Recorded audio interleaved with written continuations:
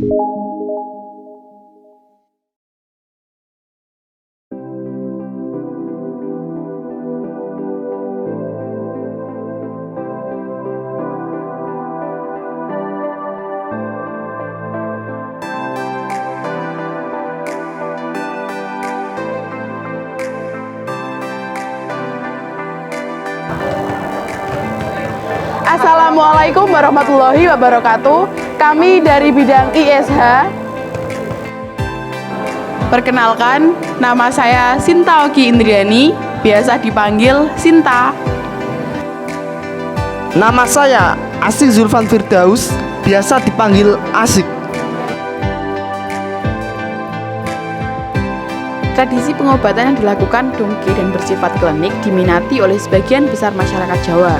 Karena masyarakat Jawa cenderung lebih memilih pengobatan dengan adanya unsur kepercayaan rakyat atau cerita tahayul dalam pengobatan penyakit, seperti yang terlihat dalam berita berikut ini.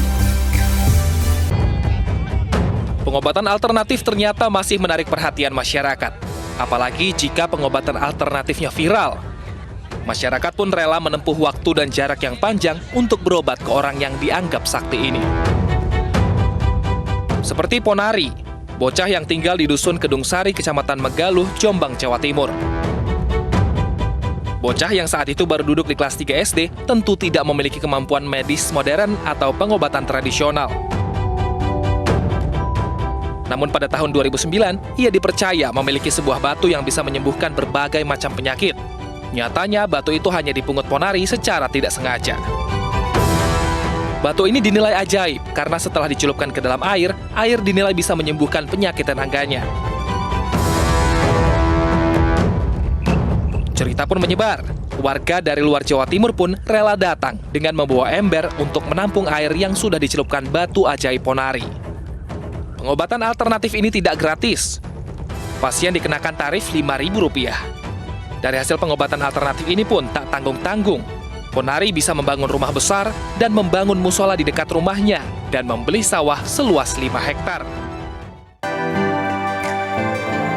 Pada kesempatan kali ini, kami akan mempresentasikan hasil karya tulis ilmiah kami dengan judul Sejarah Praktik Pengobatan Dongke pada Masyarakat Rengel tahun 1979 sampai 2009, kajian efektivitas pengobatan dongke di era saat ini. Penelitian kami dilatar belakangi oleh keadaan masyarakat Rengel yang masih menggunakan jasa dongke untuk mengatasi permasalahan kesehatan di tengah-tengah perkembangan pengobatan medis modern dan adanya praktik-praktik dokter dan puskesmas. Di samping itu, ada beberapa praktik pengobatan ini justru berdampak buruk bagi kesehatan, seperti pemanfaatan rumput Fatima untuk membantu proses persalinan seperti yang dikatakan oleh Camelia dalam jurnalnya.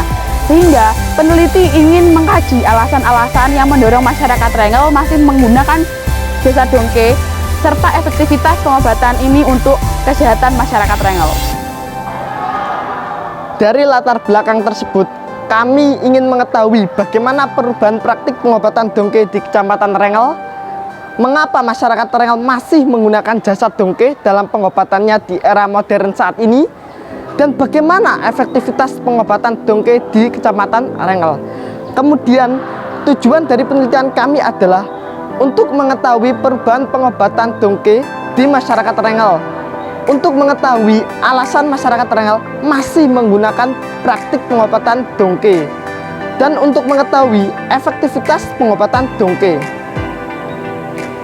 Peneliti menggunakan metode penelitian historiografi dari Kunto Wijoyo yang terdiri dari pemilihan topik, heuristik, verifikasi, interpretasi, dan historiografi. Kemudian hasil penelitian kami yang pertama menunjukkan tidak adanya perubahan metode atau teknik pengobatan yang dilakukan dongke dari dulu hingga saat ini. Hal ini diperkuat dengan nyatanya Mbah Lasiran masih menggunakan media air untuk mengobati yang sudah turun-temurun dari pendahulunya, dengan tahapan pasien datang dan berkonsultasi mengenai penyakitnya. Kemudian Mbah Lasiran masuk dalam suatu kamar untuk menyiapkan air yang sudah diberikan doa. Kemudian air tersebut akan diberikan pada pasien. Hasil penelitian kami yang kedua bahwa kami menemukan 3 alasan utama masyarakat Rengel masih memanfaatkan jasa dongke. Yang pertama, kebudayaan dan pola pikir. Kedua, jenis penyakit yang diderita oleh masyarakat Rengel dan keadaan ekonomi masyarakat Rengel. Adapun kami temukan alasan lain seperti tingkat pendidikan dan jenis pekerjaan, terlihat dalam tabel responden yang dilakukan oleh Safitri dan kawan-kawan bahwa seorang dengan pendidikan tinggi S1 dan PNS menempati posisi terbesar kedua dan ketiga di antara tingkat pendidikan dan jenis pekerjaan lainnya. Sehingga dapat disimpulkan jika kebudayaan dan pola pikir, jenis penyakit dan keadaan ekonomi masyarakat Rengel lah yang mempengaruhi pemilihan pengobatan oleh masyarakat Rengel. Dan hasil penelitian kami yang ketiga terkait dengan efektivitas pengobatan yang akan bermuara pada suatu kesembuhan penyakit pasien. Kami temukan jika pengobatan dongke efektif untuk menyembuhkan penyakit yang berhubungan dengan hal-hal magis dan kejiwaan. Seperti yang terlihat dalam foto, menunjukkan bahwa Rizky mengalami kesembuhan setelah pergi berobat ke dongke karena tidak dapat tidur, merasa gelisah, dan dadanya terasa sesak karena terpukul atas meninggalnya sang suami. Sementara, pengobatan medis modern tentu efektif dalam pengobatan penyakit-penyakit umum seperti kencing batu, kanker, tumor, dan lain sebagainya. Sehingga dapat disimpulkan jika tidak terjadi perubahan dalam teknik pengobatan dongke, ada 3 alasan utama yang melatar belakangi pemilihan pengobatan dongke, yaitu pola pikir atau kebudayaan, jenis penyakit, dan keadaan ekonomi. Setiap pengobatan memiliki spesialisasi sendiri dalam hal mengobati, sehingga tidak dapat disimpulkan secara sepihak.